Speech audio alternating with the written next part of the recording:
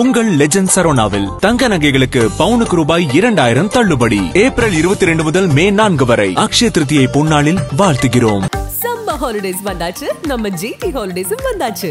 GT holidays, South India's #1 travel brand. 2D entertainment Stone Bench Films தயாரிப்பில் கார்த்திக் சுப்பராஜ் இயக்கத்தில் சூர்யா நடிக்கும் retro மே 1 முதல் திரையரங்குகளில். வணக்கம் பிருத்திவி.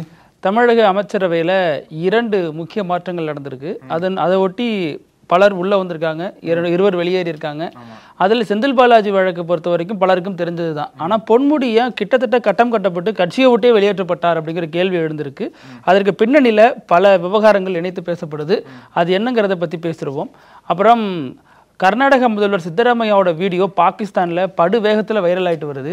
அது குறித்த சர்ச்சைக்குரிய ஒரு சம்பவம் வந்து அதற்கு வந்து அவரே விளக்கம் அளிச்சிருக்காரு. அது என்ன ஏது, அதோடைய பின்னணி என்ன அப்படிங்கிறத விரிவாக பேசிடுவோம். அப்புறம் அந்த கள்ளக்குறிச்சியில் திமுக காரங்க பண்ண ஒரு விஷயம் முதல்வரை தூங்கவே விடாது போருக்கு. நான் கொஞ்ச நேரம் தூக்கிக்கணும்ப்பா முதல்வர் கெஞ்சாத குறையே கேட்குறாரு. அந்த பீர் விருந்து அதனுடைய பின்னணி சர்ச்சை அது பார்த்துருவோம். அப்புறம் ஏற்கனவே தமிழக அமைச்சரவையில் பல அமைச்சர்களுக்கு சிக்கல் இருந்த நிலையில் இப்போ அந்த ஒரு இதில் புதுசாக ஒரு அமைச்சர் வந்து இப்போ வாண்டடாக வண்டியில் ஏறி இருக்காரு. அது என்ன பிரச்சனை, அதனுடைய பின்னணி என்ன அப்படிங்கிறத விரிவாக பார்த்துடலாம். Welcome to sensation.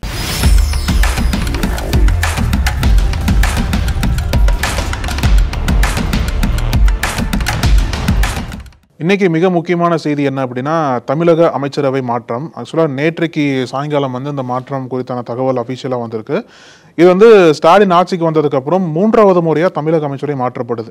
குறிப்பாக சொல்லணும் அப்படின்னா, இந்த வாட்டி செந்தில் பாலாஜி இன்னைக்குள்ள அவருக்கு கெடு இருந்தது, அதுக்கு முன்னாடியே வந்து ராஜினாமா பண்ணிட்டாரு. அதே போல பொன்முடி ராஜினாமா பண்ணியிருக்காரு. இந்த 2 பேருக்கு பதிலாக அவங்க வகித்து வந்த பொறுப்புகளை வந்து ஏற்கனவே அமைச்சராக இருக்கக்கூடிய சில பேருக்கு ஒதுக்கியிருக்காங்க. அப்புறம் போன வருடம் 2024 நீக்கப்பட்டார் இல்லையா மனோ தங்கராஜ், அவரும் வந்து இப்போ புதிதாக மீண்டும் கேபினெட்ல சேர்க்கப்பட்டிருக்கார். அவருக்கும் இந்த பால்வளத்துறை வந்து மீண்டும் வழங்கப்படும் சொல்றாங்க. இல்ல பொன்முடி தான் பெரிய ஒரு இதுவா பார்க்கப்படுது. ஏன்னா செந்தில் பாலாஜி நமக்கு தெரிஞ்ச விஷயம் தான். ஒன்னவங்களுக்கு பதவியா சுதந்திரமா அப்படின்னா, செந்தில் பாலாஜி வந்து பதவி கூட பரவாயில்ல, சுதந்திரம் தான் வேணும்னு சொல்லிட்டு ராஜினாமா பண்ணுன்னு சொல்லிட்டு முன்னாடியே பேசியிருந்தோம்.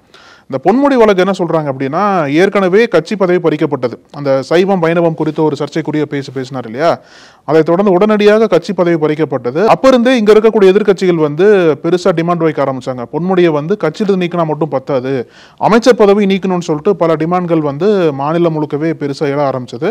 அதற்கு கனிமொழி கூட பதில் சொல்லி ஒரு முறை கண்டிச்சா போதும், எத்தனை முறை கண்டிக்கிறது அப்படின்னு சொன்னாங்க. இன்னொரு பக்கம் வந்து ஏற்கனவே செந்தில் பாலாஜி கேஸ்ல உச்சநீதிமன்றமே கண்டனம் தெரிவிச்சது இல்லையா. எப்படி நீங்க வந்து ஜாமீன் கொடுத்த, அதுவும் அமலாக்கத்துறையால் கைது பண்ணப்பட்ட ஒரு ஜாமீன் கொடுக்குறீங்க அப்படின்னா எப்படி நீங்க வந்து அமைச்சர் பதவி கொடுப்பீங்கன்னு சொல்லிட்டு கண்டனம் தெரிவிச்சது. இப்ப செந்தில் பாலாஜி நீக்கினதுக்கு அப்புறம் பொன்முடியை தொடர்ந்து வச்சிருந்தோம் அப்படின்னா இங்க மீண்டும் உயர்நீதிமன்றம் கண்டனம் தெரிவிக்கும். ஏன்னா பொன்முடி மேல வந்து எந்த வழக்கும் இது வரைக்கும் தொடுக்கப்படல. உயர்நீதிமன்றமே தானா முன் வந்து தான் வழக்க பதிவு பண்ணாங்க. தமிழக காவல்துறை வழக்கே பதிவு பண்ணல இல்லையா.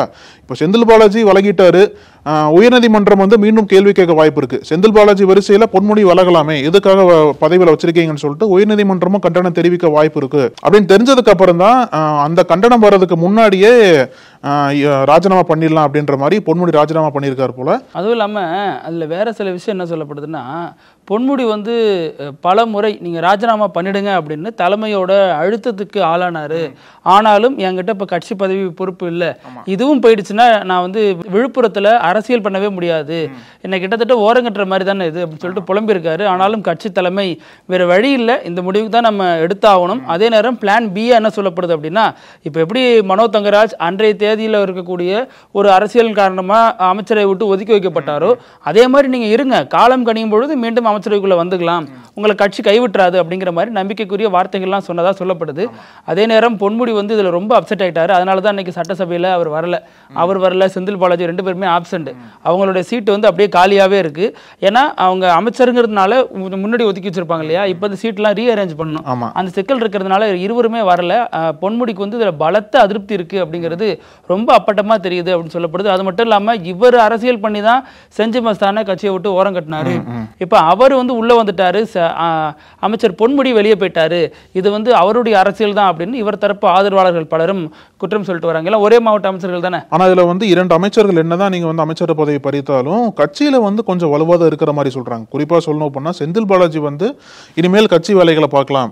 தேர்தல் இருக்கிற சமயத்துல வந்து அந்த கொங்கு பெல்ட்ல ஏற்கனவே திமுக ரொம்ப ஒரு நெகட்டிவா போயிட்டு இருக்கு இல்லையா, அந்த ஒரு இடத்துல செந்தில் பாலாஜி முழுவீச்சா கட்சி வேலைகளில் ஈடுபடலாம் அப்படின்ற ஒரு செய்தியும் சொல்றாங்க. அதே மாதிரி தான் பொன்முடியும் சொல்றாங்க. ஒரு மூத்த தலைவராக இருப்பார், நான் தொடர்ந்து பல ஆண்டுகளா திமுக பயணிக்கிறவர் உடனடியாக கட்சியில் இருந்து வெளியே அனுப்பிடுவாங்கன்னு கேட்டால் அது ஒரு பெரிய கேள்விதான். இல்ல இது கட்சிக்குள்ளே வச்சு அரவணைச்சு ஆஃப் பண்ற மாதிரி தான் அப்படிங்கறத விமர்சனமா இருக்கு. என்னன்னா ஏற்கனவே பல இடங்கள்ல அவரு இனிமே தன்னால அரசியல்ல திமுகவில் ஷைன் பண்ண முடியாது அப்படிங்கறத அப்பட்டமா வெளிப்படுத்தினதை பார்க்க முடிஞ்சு. ஒரு சில மீட்டிங்ல எல்லாம் வரக்கூடிய எலெக்ஷன்ல எனக்கு சீட்டு கிடைக்காது அப்படின்னு அவரே பேசியிருந்தார். அந்த நேரத்துல தான் இப்படி ஒரு பேச்சு பேசி சர்ச்சையில சிக்கிட்டாரு. அதுவும் இல்லாம அவரது மகன் கௌதம சிகாமணியோட அரசியல் எதிர்காலம் எப்படி இருக்கும் அப்படிங்கிற கவலையெல்லாம் அவருக்குள்ள எழுந்திருக்கு.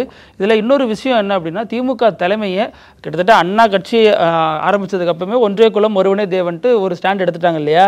அதை எடுத்து கட்சிங்கிற வகையில் தேர்தல் அரசியலுங்கிற வகையில் அனைத்து சமூகத்தையும் ஒருங்கிணைச்சு தான் போகணும். அந்த அடிப்படையில் தான் அவர் எஸ்வி சேகருக்கு கூட ரொம்ப நெருக்கமாக இன்னைக்கு திமுக இருக்கு. அவ்வளோ வலுவாக எதிர்த்து எஸ்வி சேகரை இன்னைக்கு அரவணைச்சிருக்காங்க திமுக. ஸோ இவர் இந்த மாதிரி ஒரு அரசியல் பேசி எலெக்ஷன் டைமில் தேவையில்லாத சிக்கல் தர வேண்டாம் அப்படிங்கிற வகையில் பல தரப்பையும் சமாதானம் செய்கிறதுக்கு தான் இப்போ இவரை ஒதுக்கி வச்சிருக்காங்க அப்படிங்கிற தகவலும் சொல்லப்படுது. இன்னைய தேதியில் பொன்முடி கட்சியில் ஒரு பெரிய ஒரு வலுவான ஆளுமே இல்லாத அளவுக்கு அவர் ஓரங்கட்டப்பட்டிருக்காரு. ஆமாம். ஸோ இப்போ நம்ம பார்த்தோம்னு வச்சுக்கோங்களேன், ஏற்கனவே செந்தில் பாலாஜி உட்பட பொன்முடி உட்பட 5 அமைச்சர்களுக்கு சிக்கல் இருந்தது. கே நேரு, அப்புறம் MRK பன்னீர்செல்வம், இது போல பல அமைச்சர்களுக்கு சிக்கல் தொடர்ந்து வந்துட்டு இருந்தது இல்லையா? இப்போ தேர்தல் இருக்கிற சமயத்துல இன்னும் பல அமைச்சர்கள் தூக்கத்தை இழக்க போறாங்க அப்படின்ற மாதிரி செய்திகள் வருது. குறிப்பா சொல்லணும் அப்படின்னா, இன்னைக்கு பெரியசாமி இருக்காருல்ல, இவரும் திமுகவில் மிக முக்கியமான முகம் பார்க்கப்படக்கூடியவர்.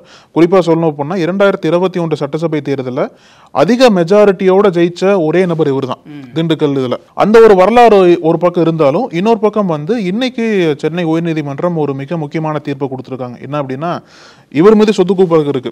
அதாவது இப்போ பாத்தீங்கன்னு வச்சுக்கோங்களேன், எல்லா திமுக அமைச்சருமே சொத்து குவிப்பு இருக்கு போல.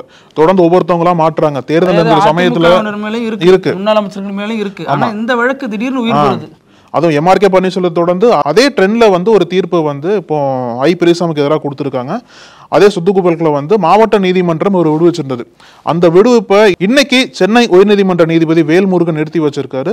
கிட்டத்தட்ட ஒரு 6 மாசத்துக்குள்ள இந்த வழக்கை விசாரிச்சு தீர்ப்பு கொடுங்கன்னு சொல்லிட்டு சிறப்பு நீதிமன்றத்துக்கு உத்தரவு வழங்கப்பட்டிருக்கு. ஸோ வரக்கூடிய நாட்கள்ல இவருக்கும் பெரிய சிக்கல் காத்திருக்குன்னு தான் சொல்லணும். இதுல அழகு துரைமுருகனா இருக்கட்டும், MRK பன்னீர்செல்வமா இருக்கட்டும், இப்ப பெரியசாமியா இருக்கட்டும், இவங்க எல்லாருமே சொத்து குவிப்பு வழக்குல குற்றம் சாட்டப்பட்டவங்க. அந்தந்த மாவட்ட, இப்ப அவர் வேலூர், கடலூர், இவர் திண்டுக்கல், இந்த மாவட்ட நீதிமன்றங்களால விடுவிக்கப்பட்டவங்க தான். அப்ப ஏதோ ஒரு சாட்சியின் அடிப்படையில் தான் விடுவிக்கப்பட்டிருக்காங்க. ஆனா உயர்நீதிமன்றம் எப்படி இதுல ஒரே நிலைப்பாடு 3 பேருக்கும் எடுக்கிறாங்க அப்படிங்கிறது தான் இப்போதைக்கு இருக்கக்கூடிய ஒரு மிகப்பெரிய ஒரு பார்வையா கேள்வியா இருக்கு. அதே சமயம் இந்த 3 வழக்கையும் விசாரிக்கிறவர் வேல்முருகன், நீதிபதி வேல்முருகன். கண்டிப்புக்கு பெயர் போன அவர் இந்த வழக்கு விசாரிக்கிறது தான் திமுக அமைச்சர்கள் மத்தியில் ஒரு பதற்றத்தை ஏற்படுத்தியிருக்கு அப்படின்னு சொல்லப்படுது. இன்னும் பல அமைச்சர்களுக்கு அவங்க மீது இருக்கக்கூடிய வழக்குகள் மீண்டும் உயிர் பெறலாம் அப்படின்னு சொல்றாங்க. இதுல திமுக பொறுத்த வரைக்கும் ராஜேந்திர பாலாஜி மேல மட்டும்தான் இப்போ அதுக்கு ஆக்ஷன் எடுத்திருக்காங்க. மற்ற முன்னாள் அமைச்சர்கள் மேல ஏன் ஆக்ஷன் எடுக்கல? கவர்னர் பெட்டிஷன் இருக்குல்ல, இப்போ சி விஜயபாஸ்கர் ஆகட்டும், முன்னாள் அமைச்சர் வீரமணி ஆகட்டும், இந்த மாதிரி பல அதிமுக அமைச்சர்கள் மீதே குற்றச்சாட்டு இருக்கு. அந்த வழக்குகளை விசாரிக்கணும் அப்படின்னா ஆளுநரோட ஒப்புதல் தேவைப்படுது. அந்த ஒப்புதல் ஆளுநர் கொடுக்காம இருக்காரு. அப்ப இந்த மாதிரி வழக்குகளை நீதிமன்றங்கள்ல திமுக போய் முன்னெடுக்கல அப்படிங்கிற ஒரு பேச்சும் வைக்கப்படுது இல்ல. தொடர்ந்து ஆட்சியில் இருக்கக்கூடிய திமுக அமைச்சர்கள் குறிவைக்கப்படும் பொழுது முன்னாள் இவங்க அரசியல் ரீதியாக எதிரியாக கருதக்கூடிய அதிமுகவின் சார்ந்த மூத்த முன்னாள் நிர்வாகிகள் மீது எந்த நடவடிக்கை எடுக்காம இருக்கிறது எப்படி அப்படிங்கறத திமுகவை சார்ந்தவர்களுடைய கேள்வியாகவும் முன்வைக்கப்படுது. இப்ப செந்தில் பாலாஜி வழக்குல ஒரு மிக முக்கியமான அப்டேட் என்ன அப்படின்னா, அவர் தொடர்ந்து அந்த ஜாமீன் மனுவை உச்சநீதிமன்றம் முடிச்சு வச்சிருக்காங்க.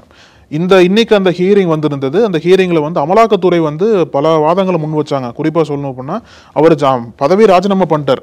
அது உச்சநீதிமன்றம் ஏத்துக்குச்சு. ஆனா அமலாக்கத்துறை என்ன சொல்றாங்க அப்படின்னா, பதவி ராஜினாமா பண்ணிட்டாரு, இனிமேல் அவருக்கு எந்த பொறுப்புகளும் கொடுக்க கூடாது. அது மட்டும் இல்லாம அடுத்த ஆண்டு வரக்கூடிய தேர்தலில் ஜெயிச்சு வந்தாலும் அவர் அமைச்சர் ஆக்கக்கூடாதுன்னு சொல்லிட்டு பல வாதங்களை அமலாக்கத்துறை சொன்னாங்க. அதே நீங்க சொன்னீங்கல்ல, அதே ரியாக்ஷன் தான் உச்சநீதிமன்றம் கொடுத்தாங்க. அதை எப்படி நாங்க சொல்ல முடியும்? உங்களுக்கு அந்த அதிகாரமே கிடையாது. அவர் மீண்டும் ஜெயிச்சு வந்தாரு அப்படின்னா அமைச்சராக சொல்லிட்டு சொல்றதுக்கு அந்த அதிகாரமே கிடையாது. அமைச்சர்ல இருந்து விலகுங்கன்னு சொல்றது கூட உச்சநீதிமன்றத்துக்கு அதிகாரம் கிடையாது. அதே நேரம் அவங்க 2 ஆப்ஷன் வச்சதுனால வேற வழி இல்லாம தான் செந்தில் பாலாஜி முடிவுக்கு போனாரு.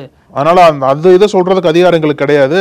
அது மட்டும் இல்லாம இனிமேல் புதிய கட்டுப்பாடுகள்லாம் எதுவும் பிறப்பிக்கப்படாது அப்படின்னு சொல்லிட்டு இன்னைக்கு அந்த ஜாமீன் மனுக்கள் மொத்தத்தையும் உச்சநீதிமன்றம் முடிச்சு வச்சிருக்காங்க. அப்புறம் அழகு முதல்வர் சொல்ற விஷயம் தான், நான் வந்து தூங்கி எழுந்திருக்கிறப்ப நிம்மதியாக எழுந்திருக்க விடுங்க, சர்ச்சைக்குரிய வகையில் பேசாதீங்க, சர்ச்சைக்குரிய செயல்களை செய்யாதீங்க அப்படின்னு கட்சி நிர்வாகிகள்லேருந்து தொண்டர்கள் வரைக்கும் பலருக்கும் இந்த கோரிக்கை வச்சார். ஆனால் அதை யாருமே ஃபாலோ பண்ணுறதில்லை அப்படிங்கிறது மட்டும் நல்லா தெரியுது. திமுகவை சேர்ந்தவங்க கள்ளக்குறிச்சியில் குறிப்பாக திருக்கோவிலூர் அந்த 3 தொகுதிகளுக்கு ஒன்றிய வாக்குச்சாவடி அணி இளைஞர்கள் சார்பாக ஒரு நிகழ்ச்சி நடத்தப்பட்டுச்சு. அதாவது கள்ளக்குறிச்சியில வந்து பெரிய பிரச்சனையே கள்ளச்சாராயம் தான். அங்க ஏற்பட்ட கள்ளச்சாராய விபத்துக்கு திமுக அரசுக்கு பெரிய சிக்கலா போயிட்டு இருக்கு. இன்னும் அதே மாவட்டத்துல மீண்டும் அந்த மது விருந்து என்பது வைரலா போயிட்டு இருக்கு. அது இப்படி ஒரு விருந்து இவ்வளவு ஓப்பனா வச்சு ஏன் கொடுக்கணும்? சர்ச்சைக்குரிய இல்லை, அது அவங்க தான் வீடியோ எடுக்கிறாங்க, அந்த வீடியோ தான் வைரல் ஆகுது.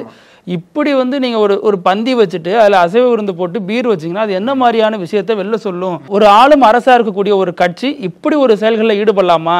இதன் மூலம் மக்களுக்கு என்ன மெசேஜ் சொல்ல வருது? நீங்க வந்து மது விலக்கு எல்லாம் பேசுறோம், அது நீங்க காதுல வாங்கல, குறைந்தபட்சம் உங்க நிகழ்ச்சிகள்ல இப்படி பண்ணாம இருக்கலாமே அப்படிங்கிற கொந்தளிப்பும் கடுமையா காணப்படுது. இது திமுக மீதான விமர்சனத்தை இன்னமும் ரொம்ப ஷார்பன் ஆகிருக்கு இந்த சம்பவம் அப்படின்னு தான் சொல்லப்படுது. இப்போ இன்னைக்கு உச்சநீதிமன்றம் கொடுத்த மிக முக்கியமான தீர்ப்பு இன்னொன்னு என்னன்னு கேட்டீங்க அப்படின்னா, தமிழ்நாட்டையே உலுக்கிய ஒரு ஆணவ படுகொலை, ஒரு ஜாதி படுகொலைன்னு கூட சொல்லலாம். முருகேசன் கண்ணகி படுகொலையில வந்து இன்னைக்கு உச்சநீதிமன்றம் ஒரு மிகப்பெரிய தீர்ப்பு கொடுத்திருக்காங்க. சென்னை உயர்நீதிமன்றம் கொடுத்த தீர்ப்பை உச்சநீதிமன்றம் உறுதிப்படுத்தியிருக்காங்க. இந்த வழக்கு வந்து 22 ஆண்டுகளுக்கு முன்னாடி நடந்த ஒரு கொடூரம். 2003ஆம் ஆண்டு ஜாதி மறுப்பு திருமணம் பண்ணாங்க அப்படின்ற ஒரு காரணத்துக்காக மட்டும் 2 இளைஞர்கள், அதாவது கணவன் மனைவி 2 பேரையும் வந்து ஊர் மக்கள் மத்தியில விஷம் கொடுத்து கொலை பண்ணிருக்காங்க.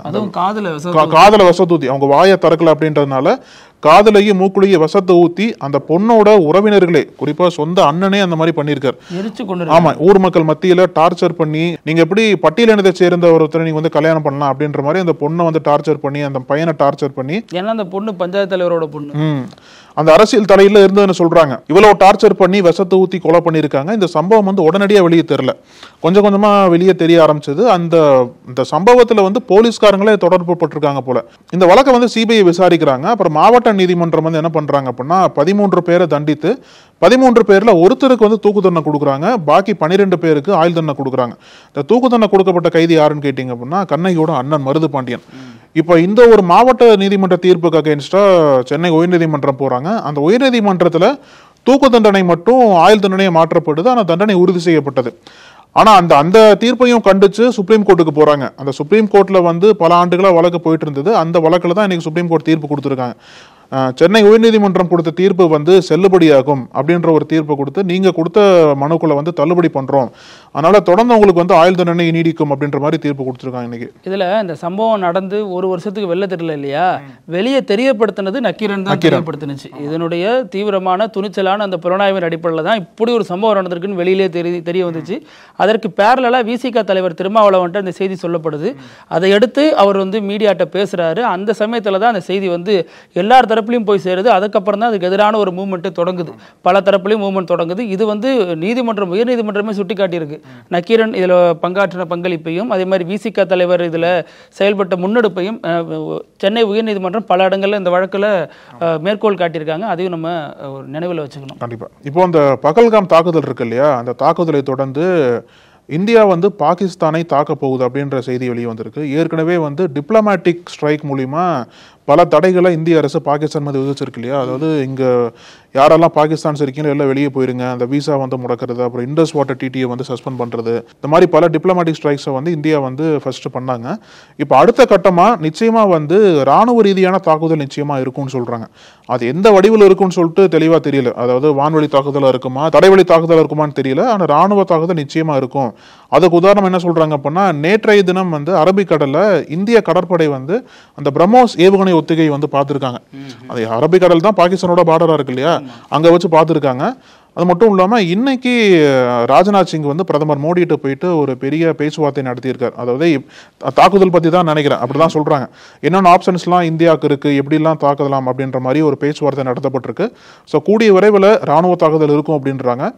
இதற்கு பாகிஸ்தானை தயாரா இருக்கிறதா சொல்றாங்க. அதுவும் குறிப்பா சொல்லணும் அப்படின்னா, அந்த நாட்டை சேர்ந்த ரயில்வே துறை அமைச்சர் என்ன சொல்றாருன்னா, நீங்க நிச்சயமா பாகிஸ்தானை தாக்குனீங்க அப்படின்னா எங்கள்கிட்ட இருக்கிற அணு ஆயுதத்தை பயன்படுத்துவோம். எங்கள்கிட்ட வந்து 130 அணு ஆயுதம் இருக்கு. அந்த அணு ஆயுதங்கள் எல்லாமே வந்து இந்திய நகரங்களை நோக்கி தான் நிப்பாட்டி வச்சிருக்கோம். ஒருவேளை பாகிஸ்தானை தாக்குனீங்க அப்படின்னா எல்லா அணு ஆயுதங்களும் பயன்படுத்தப்படும் சொல்லிட்டு ஒரு பெரிய அச்சுறுத்தலே விடுத்திருக்காரு அவரு. இதில் பாகிஸ்தானில் அங்கே இருக்கக்கூடிய செய்தி ஊடகங்கள் ஒரு வீடியோவை திருப்பி போட்டு வைரல் பண்ணியிருக்காங்க. அது யாரோட வீடியோன்னா நம்ம கர்நாடக சிஎம் சித்தராமையோட வீடியோ. அவர் அந்த வீடியோவில் என்ன பேசியிருக்காரு அப்படின்னா, போர் தேவையில்லாத ஒன்று, பேச்சுவார்த்தையின் மூலம் தீர்வு காணுமோ அப்படிங்கிற மாதிரி ஒரு இயல்பான ஒரு இதுதான் பேசியிருக்காரு.